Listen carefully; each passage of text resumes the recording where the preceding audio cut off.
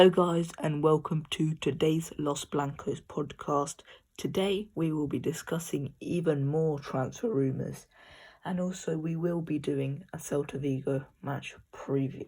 So without further ado, let's get right into today's episode. In the first section of today's podcast, we're going to be discussing some potential transfer rumours that have come out in recent weeks.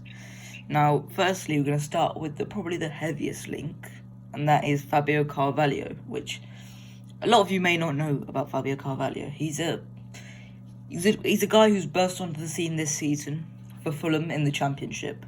Now, he's played very well, very, very well, but we've seen quite a lot of these Fulham youngsters or other youngsters in the Championship, bright youngsters, seem like absolute worldies in the Championship, but when they go up to the Prem, they're not good enough whatsoever. We're talking Ryan Sessegnon. He's practically ruined now at this point. He's like 25 now, I believe, and he plays for Tottenham. So, you have to be grounded with someone like Fabio Carvalho, but he's had a fantastic start to the season. So what do you think on Fabio Carvalho? Okay, well, I actually haven't seen much of him compared to the other players that I've seen on the list here. But from maybe from simple videos, he seemed like a nice young technical player. But of course I'd actually have to see much of him. But if I have to ask you, what do you think is his best position? Well, I think he plays behind the striker, but he plays drifting off the striker, and he likes to just roam around outside of the box. And I think that trait is something we don't have currently. And I think his best attribute is his ability to find a key pass. He has 2.2 key passes per game, and he can even get a shot off 2.4 shots per game, which, it shows him that he can be incredibly efficient, which is something that other players in the Championship are not. And I think he's going to be key to Fulham if Fulham are going to get promoted straight back to the Premier League this season. I think Fabio Carvalho is really bright, and I think, there's two situations at the end of this season. I think either Fulham get promoted and we wait another season to see how he does in the Prem, and then we go in for him, or Fulham don't get promoted and we go in for him this season, so he comes in the cut price. What do you think? I mean, yeah, of course, the cheaper we can sign players, the better, because of course we know that we're going to be spending a lot of money on big signings on next year. So the cheaper we can sign the player, the better. So I have one more question in relation to Fabio. So if he signs for Madrid, how do you think he would be played in the team? How do you think he would be incorporated into the team? Who do you think he can replace? Where do you think he can play for Real Madrid, considering that we play 4-3-3 most of the time? So do you think that there can be a pathway for him at Madrid? I think, personally, I don't think he's good enough to get into the first team yet. Obviously, he plays in the Championship, so we haven't seen much of him at a top level. If he plays really well this season, then, first team football, we can't rule it out for him. But I think Castilla is where he will be, and I think Raul will be told to adapt him into either play him a little bit deeper in like a Modric type of role, because his key pass numbers are fantastic, as I said earlier. And I think, or either he goes on the wing, and rather than being a dribbly winger who he just keeps running into, causes the fullbacks nightmares, he'll be the key pass demon where he finds a pass wherever he goes. And I think that ability is quite underrated, and I don't think it's used enough on the wings. I think we look too often for either an inside forward, someone who's going to cut in and score goals, or an out-and-out winger who's going to take on defenders. We don't look for the type of player who can either get a shot off or try and find a pass. And I think that's something that we could use to our effect. We need some extra options on the wing, because all of our wingers, they're either in, they're not in too many moulds. There's only two really obvious moulds you can see them in, as either the out-and-out winger or the inside forward. So I think if Fabio Carvalho comes, he's going to be an excellent backup plan, an excellent, a guy who can be used to unlock defences, and is a different option. And I think that could be key. What do you think? Yeah, of course, if you have a player who can bring something unique and have a unique skill set that no one in the current team has, I'm sure he can be a good addition to the squad. Yeah. Okay. So next, I think we should move on to Karim Adeyemi. Now, I've seen him in the Champions League. Obviously, I don't watch RB Salzburg in Austria, but he seems like the Patson Daka replacement after he left for Leicester, and I think what's different is he's not a complete replacement for Patson Daka, because he brings something completely different.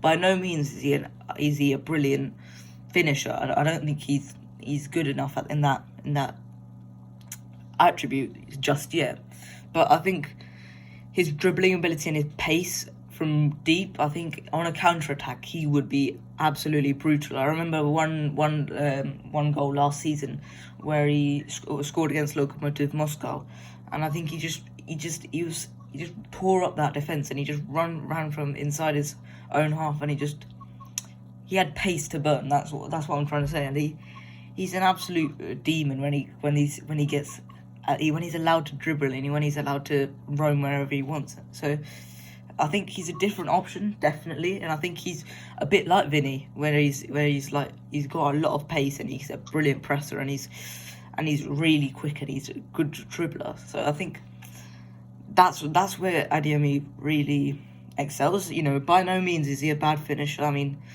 he's had 7 appearances this season and he scored 6 goals. He's in the Austrian league, but I think that's some good numbers when you're talking about a player who's trying to replace Patson Daka, who scored so many goals for them. But I think one thing about Adeyemi, as I found out this when I was doing my research on him, is that he was signed from Unterhaching, and he was I think he was sacked by them because he of his disciplinary issues. So I think that was quite interesting to find out. Maybe it could come up to crop up, and I think that would be quite bad. But I think we could use a bit of feistiness in this side, especially with Sergio Ramos gone as well, and I think he could be quite a nice little signing. What do you think? Yeah, of course. I haven't seen him play a full game, maybe to see his position and etc. But I did look at some short clips of his key traits, and actually he seems like a excellent player. He seems like a good dribbler. It's like he actually can beat his man and assist his teammates or put in a cross or get in a shot. So that's actually useful qualities. He looks like a really speedy player. So of course he can actually benefit Real Madrid. So of course he's definitely a player along with Cavani. I need to see a few of his games a bit more clear, to understand the player. But from what I've seen so far, he seems like a talent. He seems that he can actually help the squad if he's on the pitch. So yeah, actually, I would love to see him play more minutes this season, so that I can analyze the player more. But from what I've seen, he seems like an excellent player who can be a good addition. Yeah. Just to say something, it was not Unterhaching where he was sacked from. He was sacked at Bayern, following a dispute over his contract and also his disciplinary. So, and then he joined Unterhaching after that. So sorry about that, but yeah, what you just said, he's a fantastic dribbler, and he provides something different. And I think our right side, it has like Asensio, who's a brilliant running from deep player. We've got Bale, who's a fantastic finisher now. I say now because he hasn't got the electric pace that he used to, and he can't beat a man as easily as he used to. And then also we've got Rodrigo, who's a fantastic crosser of the ball, which I think personally, and I think he can beat his man as well. So I think Karim Adeyemi, if we're losing late in a game, or if we're drawing late in a game and we need a goal, if we just bring him on, or say if we need to defend a lead and we have Karim Benzema up front, if we bring on Adeyemi, you could just hit it along and just tell him to just run onto it, and I think that could be very key. We only have Vinicius, who's exceptionally quick. If we add Karim Adeyemi to our attack, it's going to be very, very dangerous for opposition teams. And I think in the Champions League, it could prove vital. So Karim Adeyemi, he would be a good signing. But let's move on to the next player, which is Dusan Vlahovic. Now, Vlahovic last season, he was absolutely fantastic. Fantastic is the only word to use for him last season. He played for Fiorentina and he scored 21 goals. Scoring 21 goals for a team like Fiorentina is very, very difficult. Fiorentina did not have the best of seasons last year, and in all accounts, Vlahovic kind of saved them, really, because his finishing ability is out of this world. He is just a fantastic player. So what do you think on Dusan Vlahovic? Yeah, of course. He's definitely a player I've seen a lot of. He seems like an amazing technical quality player. He has a lot of positives that he can contribute to this team. I'm not too sure if I've seen any links to Real Madrid, but he's definitely a player that we can keep an eye out for. If, for example, we don't sign a player like Erling Haaland, because I've got to see most of his play. He's a good finisher. He can hold up the ball well. He can drop deep in the half spaces and turn and start counter attacks. He can support his teammates and he makes the right decisions in attack. I've seen him play a lot of matches actually, because I do watch a bit of Serie A for the big games, and even in the big games, even if he is not scoring in some of the games, he's actually one of the best backs in the team. Of course, he seems like a really talented player, and he's doing it in a good league in Italy. So of course, he's definitely a player. I'm not saying he's a bit like Benzema, but I think in terms of he has some of the qualities that Benzema has. But they are two completely different players. But as a striker, as a number 9, I think he can contribute a lot to this team. Yeah, one thing I can say about him is his aerial ability is very, very good, and I think for Fiorentina it's been vital to just lump it long and to get him to either finish it or get his head on it, and I think that's something that Fiorentina needed. This season I've seen a brilliant improvement from Fiorentina as a team, which is only going to benefit Vlahovic. In that game against Roma where I watched that, and for Tammy Abraham, the whole of Fiorentina's team, they were unlucky to lose by that big of a margin. They played fantastically, but Vlahovic, he stood out as well because he was just constantly getting in and around the box, and even though he wasn't the main guy and he wasn't the one who scored, he was annoying for the Roma defenders, and he just kept on making these really, really quick movements and just kept annoying them so much, and I think that would be really good. But one thing I do want to say on Vlahovic is we have to be careful, because I think we all remember a Serbian striker from Belgrade that signed for Real Madrid called Luka Jovic. Now, obviously, he played for a similar club to Fiorentina, except it was in Germany, and he had a fantastic season where he scored 29 goals. It could be a similar situation here, and we can't be fooled by one big season and forced to just give up 60 million just after one season. So I think we're going to have to wait another season to see how good Vlahovic does, if we are going to make an offer. But, you can definitely see with Vlahovic how good he can become in the future. Yeah, of course, to say I agree with you there. There's not much to add, except for the fact that, of course, he actually have to be careful, of course, but we also have to remember that he's not going to be like Madrid's main option. Of course, the main option is Erling Haaland, of course, and if Erling Haaland isn't signed, he can still be a good option, so it's not like he's our main option. He's a good option for us to have, just in case maybe Haaland doesn't sign. Yeah, okay. Next we have Yuri Tielemans. Now, I watch Yuri Tielemans almost on a weekly basis for Leicester, and he's always the standout player. We can talk about James Maddison being a fantastic player, Jamie Vardy, obviously. No need to elaborate on Jamie Vardy's excellence. But constantly Yuri Tielemans is the standout player, and we talked so many people lauded Pedri for playing almost every game. Tielemans never got a break last season. He was constantly going at it, and in a team where everyone else was getting injured last season, he was the only one who was kept on being consistent.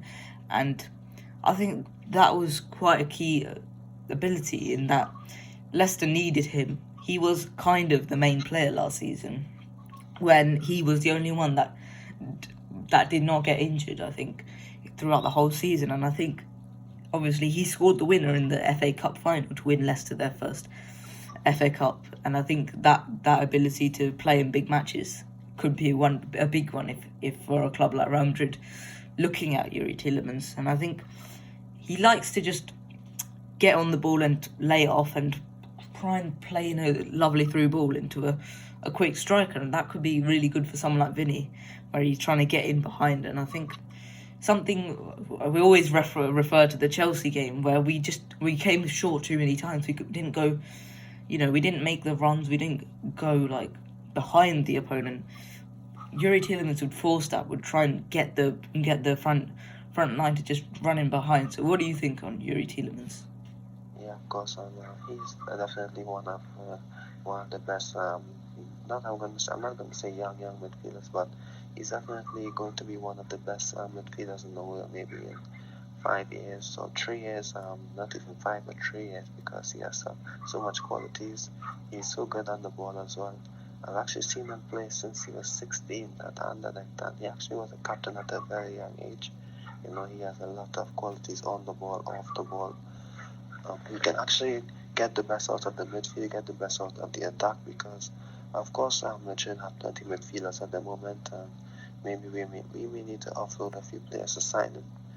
However, I've actually seen that we have a genuine interest in him, or Paul Pogba. I'm not too sure exactly how concrete that interest is, but definitely, like you said, Vinicius, Mbappe, of course, if Mbappe comes, most likely, but these players can definitely play better if a guy like Tielemans comes in.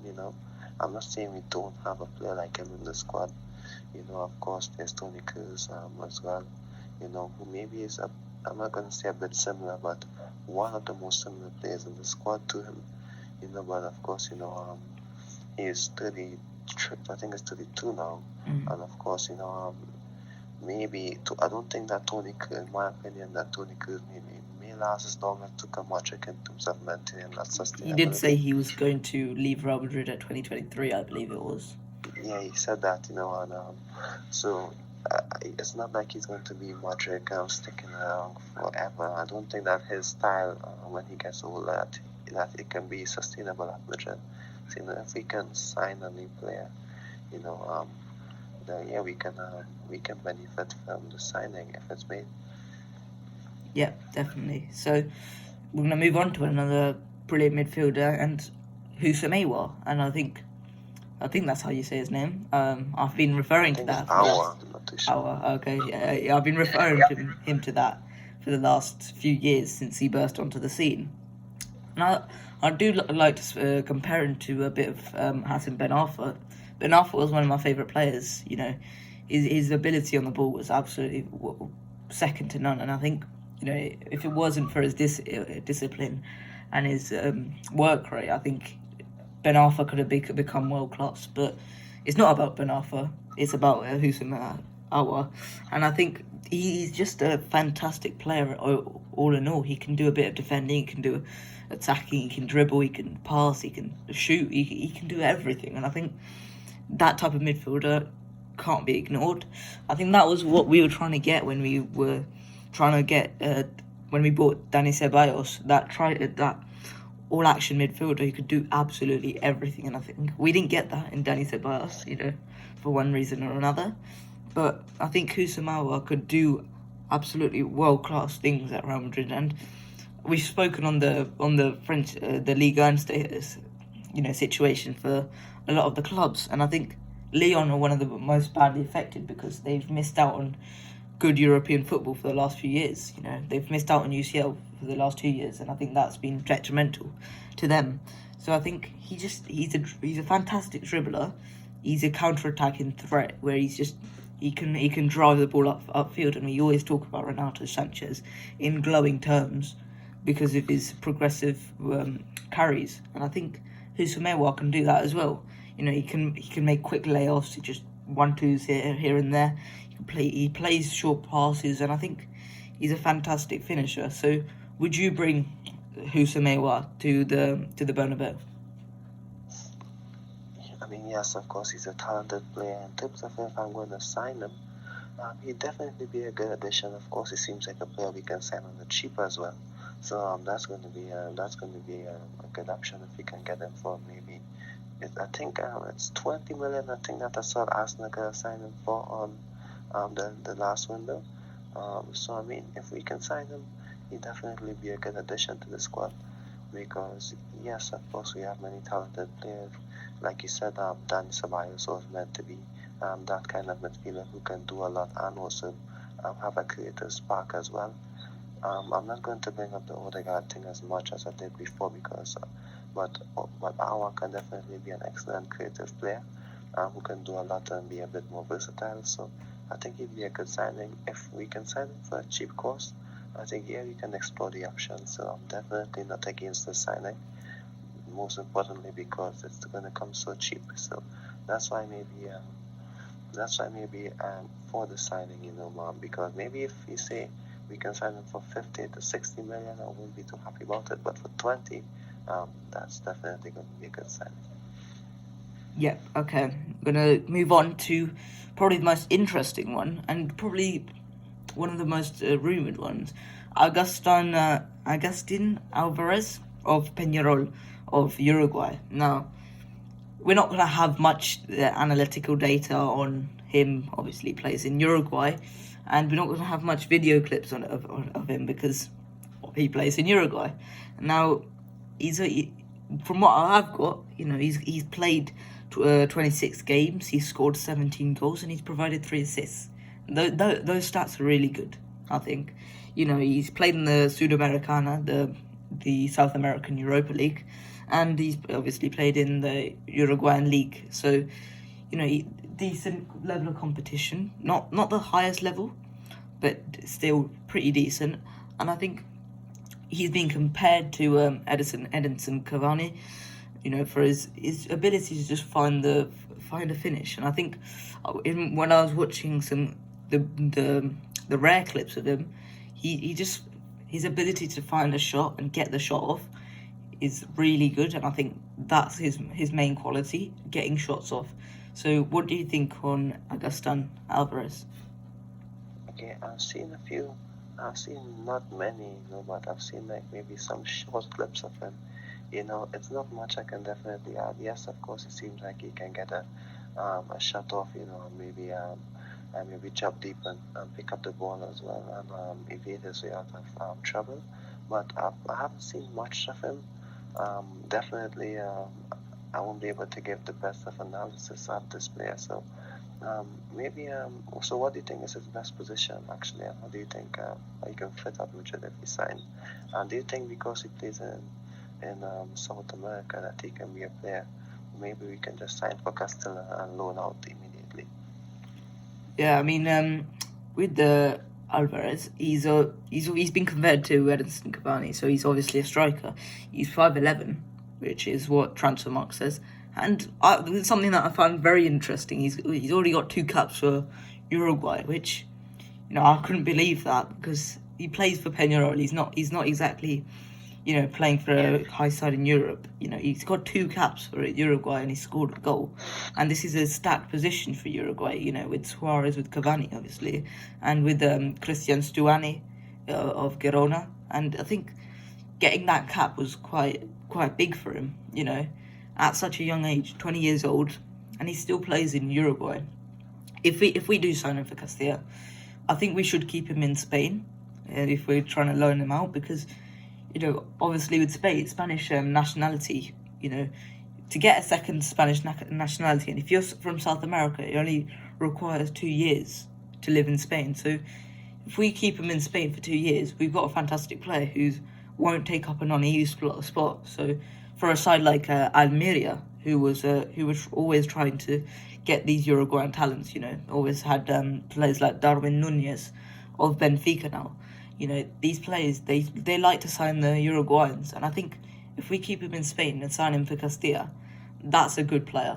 We have, and I think 5 million for him would be 5 to 10 million would be a good price, especially if we're going to go all out for Galacticos next summer.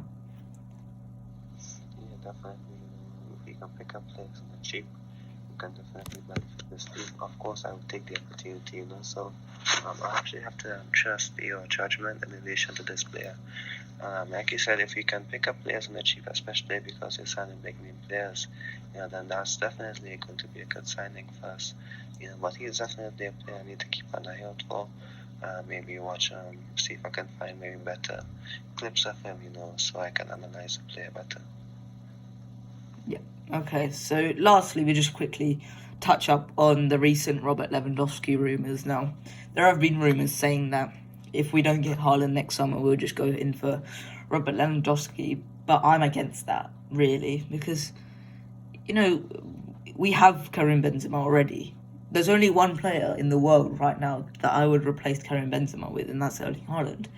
You can't really replace 34-year-old Benzema with 33-year-old Robert Lewandowski. It's not exactly plausible, and you can't play them together. I just can't see them working together, especially if we are going to sign Kylian Mbappe next summer as well.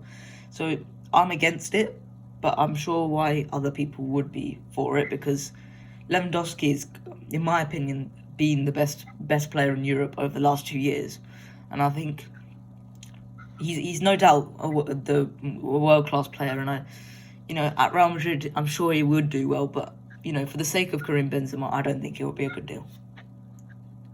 Yeah, of course, like I've always said this as well, the exact same thing. If we're going to sign a striker, after Benzema or to replace Benzema, it should be Haaland. If we can't sign Haaland, we should sign a younger striker. You gave me a lot of good options this morning that we have been linked to. I've also said Andre Silva previously if Haaland isn't signed. But I think the options that we spoke about this morning, they are all decent options, especially Adeyemi. He's not a striker, but he's definitely going to bring something to the attack, especially if Mbappe is signed. He can play wide, Mbappe to the middle for a little bit, according to the game. So I'm not too happy with the Lewandowski transfer. He's 33 years old. Benzema is 33 as well. Benzema definitely is the main man at Madrid. It's not like he's faltering at this time. He's still playing at an exceptional level. So it would be a bit difficult to replace Benzema with Lewandowski. I think it's like a waste signing for me, because Bayern are going to demand a lot of money for a 33-year-old. He'll be 34 by then. I think he's 32 at this time, Lewandowski, but Bayern will still demand a lot of money for him. So that's definitely not going to be good news for Madrid. So if you're going to invest money in a striker, you have to invest it in Erling Haaland, because, of course, I think it's 68 million pounds, 75 million euros, I think. So that's actually a good amount of cash for one of the best players in the world. Yeah, and I think it's worth pointing out that those two would be similar prices, and if you were going to pick one, you'd obviously pick Erling Haaland. So yeah, of course. Why that's coming about is because, of course, the Haaland operation could be it will be a bit more expensive, of course, because of Minai, the agent. He's going to demand really high agent fees, of course, and other sign-on bonuses for Haaland as well. So I think that's why maybe there are multiple options linked to Madrid, because we don't know how that's going to play out. Yeah, okay. So I think that's it for this section. We'll be moving on to a Celta Vigo preview next. Join us after this short interval.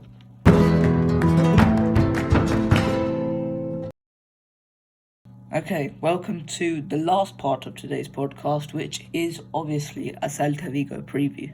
Now, depending on whether I upload this at the right time, we will be we will play our first game at the Bernabeu this season, and the first game at the Bernabeu since the El Clasico win in 2020.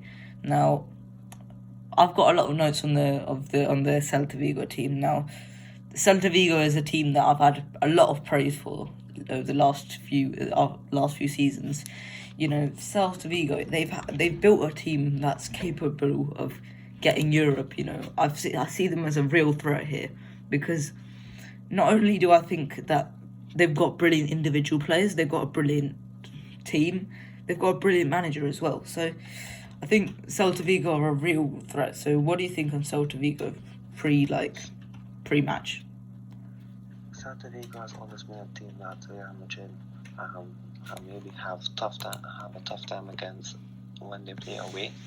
You know, however, in a home game, I think Real Madrid usually get the better out of Celta Vigo, but of course they are a tough opposition, a lot of quality players in the squad. I actually believe that, you know, they actually play a lot of entertaining attacking football. What I've seen previously, they have shown a lot of quality to challenge a lot of big teams. They can cause an upset. They upset Barcelona a few times. They've beaten Atletico a few times. They've also taken points off of us in the past. I think that this can actually be a huge test for our defense after the Trio Levante game. Yes, we had a 1-0 win in our latest fixture. However, I think that, you know, this is a bigger test compared. I think it's our biggest test of the season, if I'm being fair. You know, so I think that our defense, especially without Alaba, the defense needs to actually be definitely on point. I think Carlo Ancelotti needs to, of course, there are many players who maybe just came back from international duty, but Carlo Ancelotti definitely needs to get his setup correct, especially with Alaba out, in my opinion. Yeah, I mean, this Celta Vigo team, they set up with a bit of a front five. You know, the front five players are just they're higher ability than Celta Vigo, in my opinion. Brais Mendes, who recently got his first cap for Spain, congrats to him. Nolito, obviously, used to be a giant threat and used to be Celta's best player. Denis Suarez, who I rate really highly. Denis Suarez is really dangerous, and I think he could be their main threat here. Iago Aspas, who is probably their best player and is realistically one of the best players in La Liga. And also they've got Santi Mina, which, you know, that is a very good front five, and I think that front five is going to cause us a lot of problems, especially on maybe a counter-attack where they try and overload us, which, you know, that could be really dangerous. And I think this is a really big test for the back four, because, you know, there are 5 players there who could cause problems for us, and 6 if you count the left back, Javi Galán, who had a fantastic season last season for Huesca, who didn't do so well, and he's having a fantastic season so far for Celta Vigo. So that front 5 is extremely dangerous, and I think that CDM's going to have to, whoever it is, whether it's Blanco, Camavinga or Casemiro, he's going to have to drop back and try and withstand a bit of an overload from Celta Vigo. We're going to have to rely on Fede Valverde or Camavinga, whoever plays in that role, to drop back as well, because the key in not losing this game here is because we could lose the game by just trying to put too many players forward. We've got to start the game with more defenders than attackers, because if we lose the game, firstly, they're very good at holding on to leads, and that's been noted quite a lot of times from Celta Vigo. You know, Eduardo Coudet, their manager, he used to be a very good player, very good maybe not, but he used to be a good player at least. And I think, you know, they are quite a good team, and most of their players go through Brais Mendes or Denis Suarez, and I think that could be very, very dangerous for us. So we've got to be really careful here, because if we come there thinking, oh, we're Real Madrid, we're not going to lose, Barcelona ain't playing this week, Atleti have to play Espanyol, we're gonna lose because Celta Vigo by no means are a pushover, and Celta Vigo at this moment in time are one of the most dangerous teams in Spain. Yeah, of course, and like you said, Fede Valverde and Camavinga, either one of them might get the start. So I actually think that along with Luka Modric, they are the key players. We need to control the midfield and neutralize Mendes. Of course, to Dennis Suarez, I'm not going to say he's not that good of a player, because he is a good player, you know. So of course, but if you look at it, Madrid do have the better players. You know, we just need to take this game seriously. We need to find the correct approach for this game, the correct setup, you know, because this is definitely a tough game. And I think that, you know, we need to start the game on the front foot in terms of pressing and winning the ball early, you know, neutralize them as early as possible, control the game, get the stronger hold of the game, try and find an early goal. You know, of course, our attack is amazing. Benzema, Hazard, Vinicius, Rodrigo, maybe Asensio can maybe play a bit higher up the pitch on today, especially with Bale out. You know, maybe someone can play as a false nine later on in the game. You know, because I think this definitely could be a good game for Madrid in terms of our attack, because Hazard has actually been picking up a bit of form. Vinicius, despite the fact he went away to Brazil, he didn't play much. I didn't think he played at all, actually. So I think he definitely would be sharp as well. Rodrigo stayed at home back in Madrid, so that's going to be beneficial in terms of supporting Benzema. So yeah, I'm excited to see how our attack performs. I think there's going to be a lot of end-to-end action, both chances for both teams, because I think Real Madrid will give up a few chances. That might be a bit inevitable. I'm not worried about Nacho Militao at the back. I think they're going to do well at the back, as they always have done over the past few months when called upon.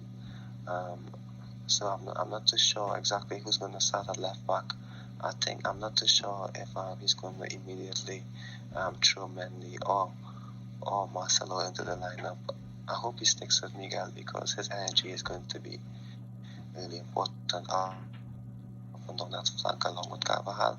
So I think I'm honestly looking forward to this game, in my opinion. Yeah, I mean, this was the perfect game for Ferland Mendy to play, because he would have had to deal with Brais Mendes and Iago Aspas, which he specialises in. But if Carlo Ancelotti starts Marcelo, he's having a laugh, because honestly, against such a good attacking team, you cannot risk playing Marcelo and risk Marcelo getting constantly outrun by Brais Mendes. He has to play Miguel Gutierrez. It's the only option, really, because you need someone to deal with these two, because Marcelo can't do that. Marcelo cannot deal with those two. I understand if you're going to play Marcelo against someone like Levante, and that's why Carlo Ancelotti still believes in him. But playing him against someone like Celta Vigo, who just are so good going forward, you can't do it, or you just cannot do it. And before we move on any further, there have been rumours saying that Benzema cannot start this game because he's not fit enough. That could be a big blow, because one thing you can say about the Celta Vigo defence is that they're not tall at all. They're both 6 foot, I believe, Jason Murillo and Nestor Arujo. You know, they're both 6 foot, and that's where aerially they could be beaten. So we're missing Benzema, if the rumours are true, and we're also missing Luka Jovic from a stomach bug. So it's gonna have to be down to a certain person called Mariano Diaz, or he could choose to play with the false 9, which could be a good decision if we play Marco Asensio there. So what would you do up front? Yeah, like I said, a false 9 will be a good option for us. You know, we might end off the bench if we're just gonna if the game is being lost, or maybe later on in the game. However, like I said, false nine may be a better option for this game in terms of speed and transition, in my opinion.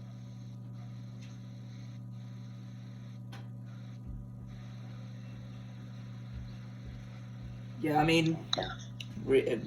really, with the striker, who would you play up front, like next to the two wingers? Would you play Marco Asensio? Would you play Gareth Bale? Maybe who would you play as a false nine? Really? Bale is injured, so I think maybe I would like to see maybe Hazard as the 9, in my opinion, because I think he can drop deep, similar to Blancos does, and maybe drift to the left. He played there for Chelsea to good effect in the past. So I would love to see Hazard. I would love to see Hazard play there, in my opinion. Yeah, I mean, if we're really gonna have to see a Mariano masterclass, because it's not like he hasn't done it in the past. That game against Villarreal, he was really good in. To be honest, he was really good in that game against Villarreal. He just lacked the goals. He scored a goal, but I reckon he could have got a hat trick that game. So I think Mariano is definitely good enough to play against Celta Vigo. There's nothing about doubting his quality. It's just his commitment, whether he's actually committed to Real Madrid or not, is the main problem with Mariano. So, I wouldn't mind seeing Mariano against Celta Vigo, knowing fully well he can definitely drop a proper good performance, but he can also drop a stinker every once in a while as well. So it will be a risk to play him against Celta, but I think we need a guy who's good in the air, and I think Mariano it's better than playing Asensio or Hazard, mostly because they're not aerially dominant. So yeah, I think Mariano, for me, I would play Mariano. If we're struggling, I would bring on Marco Asensio up front rather than play Hazard to the left. So yeah, that is the decision I would make on the up front situation. And I think the game, to move on really, the game is to be won in the midfield, because as I spoke earlier, they do play with a front five really, because most of their players are attacking. That leaves only one proper defensively minded midfielder, and that's Renato Tapia. He's Peruvian, and he plays for Celta Vigo now. I really thought he was really good last season for Celta. He really worked well in that formation, and I think he carved the attack quite a lot. And I think, if it comes down to it, Tapia is a fantastic defensive midfielder. I think he's a bit like Casemiro in that he's a tough tackler, and he can win fouls, and he'll either win fouls or make fouls. That's what Tapia is good at. So I think we've got to be careful. We can't lose our heads, because this Celta Vigo team likes to milk a bit of a foul. Let's just say that. And I think the game is to be won in midfield, because if we can dominate the midfield, we can create chances, we can get in behind them, and I think that's where the game is to be won. So, who would you play knowing that in your head? Okay, yeah, of course, like you said, there are good options in the squad that we can utilize.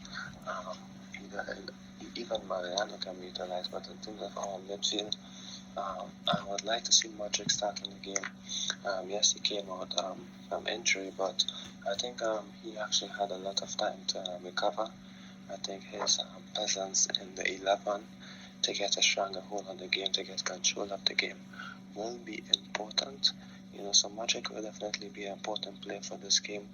I think Isco will play as well, because he's fresh. So I'm not saying that Isco is a bad player. I have a lot of faith in Isco, because I think that he definitely showed that he's up to his standard this season. So I will start Modric and Isco, because Isco is fresh. He can definitely work hard today. I would like to rest Casemiro, but I don't think we may have a choice but to start him. And maybe, or hopefully, maybe Carlo Ancelotti, I think that maybe would bail out, maybe he might throw in another midfielder, to get control of the game. But I would definitely like to see Modric start in the game. Fede Valverde maybe can start, but of course, he just played 2 full matches as well, and he maybe need a bit of rest for Champions League in midweek. Maybe Camavinga as well. Maybe too soon, but I think maybe Valverde and Camavinga could be important off the bench, in my opinion. But maybe one can start. One can start as well, and maybe one off the bench to maintain that energy. However, I can't see 2 of them starting. I think Isco will start, because of course I think Carlo Ancelotti might be rotating slightly in terms of the midfield options because of the injuries as well. So I think if Casemiro plays, it's because we have no choice. Maybe Blanco might start. I saw a report that Antonio Blanco might start the game. But if I have to pick who's best for this game, it's definitely going to be Modric and Fede and Casemiro. But I think Isco might start, in my opinion. Yeah, well, I'll have to agree with you because we need someone to control the game, but we also need someone to help with overloads in attack from Celta Vigo, and that player is Fede Valverde because he will drop deeper and he was willing to drop deeper as well as Casemiro. This would be a game. If it was in any other situation, I would pick Blanco ahead of Casemiro, but I don't think we have any other choice because it is Celta Vigo and they've got a fantastic team. So I think we have no choice, especially with the midweek game, so I think I have to pick Casemiro here. So who would you pick on the wings?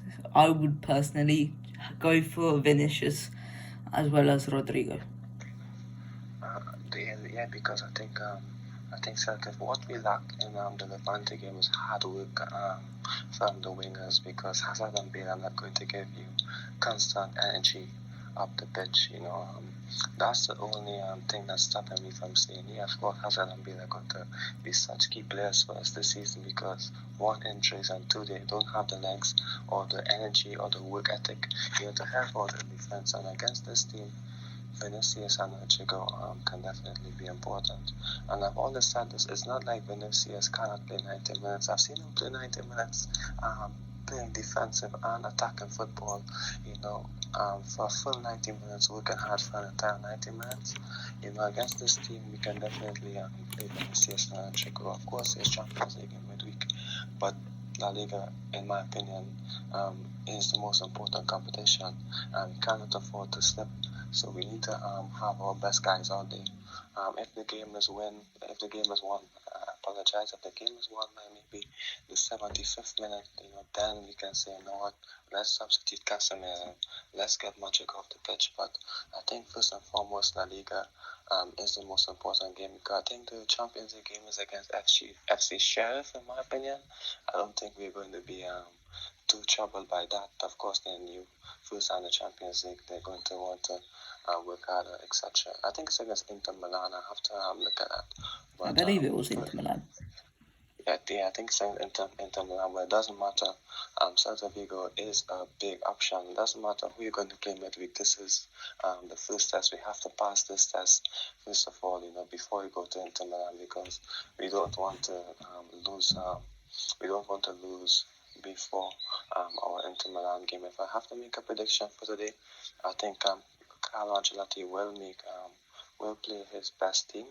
I think Modric, Casemiro, and Fede Valverde will start the game, because if Fede Valverde knew that he wasn't going to play, I don't think that Carlo Ancelotti would have encouraged him to take that private flight back home, because I'm sure Carlo knows he's going to be an important figure today. Maybe he doesn't want to start Camavinga yet, and that's understandable, So I think Fede, Modric, Casemiro will be the ideal option. I'm not too sure due to injuries and the Casemiro and Fede Valverde's latest game time, how long they can keep that energy up for. But that's why we have Camavinga on the bench.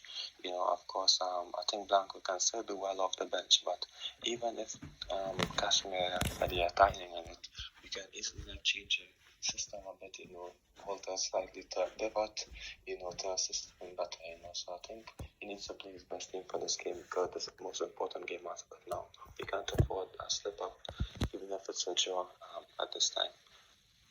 Yeah, okay, so I think that will be it for today's podcast. Have you got anything else to add on the Celta Vigo game? Well, if I have to make a prediction in terms of the scoreline, I think I have faith that we're going to win this game. I think it's going to be a lot of end-to-end football. It's the first game back at the Bernabeu. Players will be motivated. Let's not act like that we don't have the quality. We have a lot of quality players. We are better than Celta Vigo, in my opinion. Yes, it's a potential. It can have a potential upset. However, we are the favourites for this game. It's our first game back at our stadium. Let's hope that the boys can work hard and show a lot of determination. I'm sure they're going to be motivated by that. They're going to know it's the first game back. I think they're going to work hard to do well. So I would say maybe a 3-1 win, maybe 4-2, but I think we're going to get in the goals as well, in my opinion. I think this is going to be a good game for us. Yeah, I'm going to go for 3-2, but I'm not going to say which one. I'm going to go 3-2. I think one of the sides is going to win 3-2. It's going to be a goal fest. I think both the defences are considerably, not equipped to deal with the other team's attack. So I think 3-2, but I'm not going to specify which team. Okay, that's actually understandable because, of course, you never know when it comes to Madrid and defending. But I know we're going to score goals. I'm sure we're going to score goals. But, it's difficult to predict which way. But if we're going 3-2, I'm going to say Madrid will win 3-2. But, however, a lot of times when we say goals first, sometimes the game ended in 1-1 or maybe 1-0. So let's see how this game plays out. Yeah. Okay, so that will be the end of today's podcast. Thank you guys for watching, as of always, and I will see you guys later. Bye-bye.